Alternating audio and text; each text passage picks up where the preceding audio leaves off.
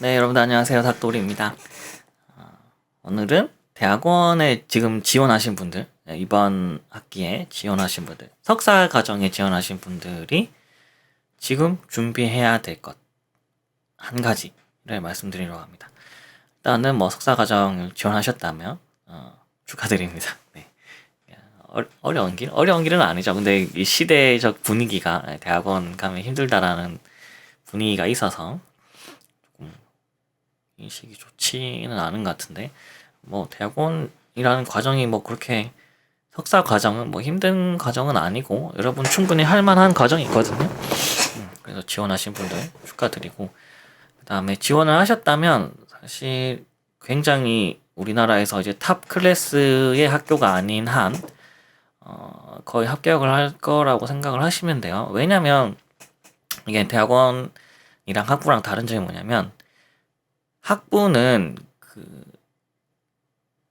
정원 있잖아요. 입학 정원. 이게 나라에서 관리를 해요. 그래서 딱 정해져 있거든요. 정원을 쉽게 뭐 늘리거나 줄이거나 하기가 어려워요. 그런데 대학원은 정원이 없거든요. 정원이 없어요. 그래서 사실 뭐 극단적으로 대학원 한 군데서 뭐 100명을 받아도 법적으로 아무 문제가 없단 말이죠. 물론 이제 관리 차원에서 어느 정도 제한을 두거나 아니면 이제 학교의 그 수준이랄까 이런 걸 유지하기 위해서 어느 정도 제한을 둘 수는 있지만 일단은 정원이 없어요. 그래서 학교 입장에서는 사실 대학원생들을 많이 받으면 많이 받을수록 이익이 되잖아요. 그러니까 돈이 되기 때문에 굳이 뭐 우리나라 이제 유명한 대학원들을 제외하고는 크게 정원에 제한이 없고 들어오기만 하면 학교 재정에 도움이 되고 하니까 사실 안 받을 이유는 잘 없거든요. 그래서 여러분이 대학원을 지원하셨다면 합격할 수 있을 것이다 라고 생각을 하시면 됩니다. 그리고 이제 대학원을 지원했고 지금 뭐 면접 과정이거나 아니면 뭐 기다리는 중이거나 그렇겠죠. 그러면 지금 여러분이 해야 될 거 가장 중요한 건 뭐냐면 여러분이 연구할 분야를 정하는 거예요.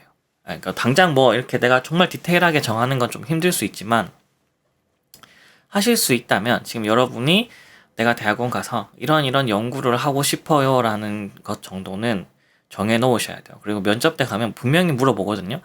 대학원 와서 뭘 연구하고 싶냐 물어볼 거예요. 그래서 여러분들이 지금 이제 고민을 하시고 정해야 돼요. 그래서 뭐 굉장히 디테일하게 정하실 필요는 없지만 가능하면 내가 어느 분야에서 어떤 기술을 써서 연구할 거다라는 것 정도는 정해 두셔야 됩니다. 그리고 이 연구 주제가 정해졌다면 이제 뭘 하셔야 되냐? 그 연구 주제랑 관련된 논문을 찾아서 보시면 되겠죠. 그래서 논문을 찾으실 때는 뭐 처음이신 분들도 있을 거고 학부 때 해봤던 분들도 있겠죠. 처음이신 분들은 그 논문을 검색하는 사이트들을 제가 밑에 남겨 놓을게요. 그래서 거기 들어가셔서 논문 이제 여러분이 연구하고자 하는 분야를 검색을 하시면 돼요. 검색은 우리가 일반적으로 검색 엔진 쓰는 것처럼 키워드로 쓰시면 되고, 그 다음 논문이 쭉 나오겠죠. 그러면 그 중에서 여러분이 관심 있는 논문을 다운받아서 읽어보시면 돼요. 처음에는 잘 이해가 안 돼요. 그러니까 이해가 안 되는 게 정상이고, 그래서 논문을 이해가 안 되더라도 읽어보는 거예요. 처음부터 끝까지. 그렇게 한 10편 정도 보고 나시면 여러분이 조금은 이해가 될 거고, 만약에 내가 논문을 읽는데 너무 어려워요. 너무 어려운 내용이면 그 부분은 뛰어넘으세요. 그러니까 뛰어넘고, 그러니까 논문의 이제 핵심 내용은 뛰어넘고 서론 관련 연구, 뭐 결론 정도 이렇게 보시는 거죠. 이때 여러분이 익혀야 되는 건 뭐냐면 논문의 구조를 익혀야 돼요. 논문이 어떻게 구성되어 있는가라는 것. 그래서 제일 위에서부터 끝날 때까지 어떤 형태로 논문이 작성되는지 이해하셔야 되고, 석사 과정은 사실 논문을 계속 읽어야 돼요. 그래서 우리가 연구한다는 게 리서치잖아요. 그러니까 리서치라는 건 뭐냐? 리서치라는 게 뭐냐? 그러니까 장난식으로 말하긴 하는데 서치를 계속 그러니까 서치를 계속 반복하다 보면 이제 리서치가 된다. 뭐 이런 이야기 하거든요. 대학원에서는 약간 농담식으로 하는 이야기인데, 이렇게 좋은 연구를 하려면 다른 연구를 많이 보는 게 중요합니다. 그래서 논문을 찾아서 많이 읽어볼 것. 그리고 여러분이 쭉 논문을 읽어보다가 뭔가 내가 연구하고자 하는 거랑 굉장히 비슷한 게 있어요. 그러면 걔를 이제 키페이퍼라고 불러요.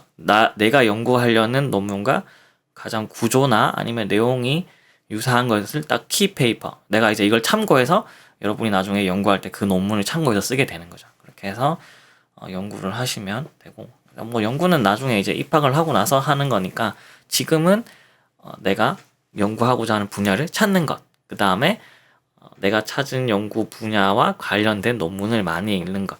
그래서 처음에는 영어가 되시는 분들은 그냥 영어 논문 보셔도 되고요. 영어가 안 되시는 분들은 한국어 논문 보셔도 돼요. 그리고 보실 때 조금 안 보셨으면 하는 거는 학회 논문, 그 다음에 학위 논문은 지금 단계에서는 사실 여러분이 보실 필요가 없고요. 저널 논문이라는 걸 보시면 되겠습니다. 이게 학회, 뭐 저널, 학위 이런 거는 제가 또 다른 영상으로 한번 소개를 드릴게요. 어떤 차이가 있는지. 그래서 그러니까 학위 논문이랑 학회 논문 구별하는 방법, 일단 학회 논문은 페이지가 한 5페이지 미만이에요. 진짜 유명한 학회는 아닐 수도 있는데 보통 뭐 한두 페이지, 많으면 4-5페이지 이런 논문은 그냥 패스하시고요. 한 10페이지에서 20페이지 사이에 있는 논문들을 보시면 되고, 학위 논문은 바로 알 수 있어요. 제일 앞에 보면 학위 논문이라고 써져 있거든. 학위 논문은 나중에 여러분이 학위 논문 쓸 때 참고하는 거지, 지금 단계에서 학위 논문 그리고 굉장히 길거든요.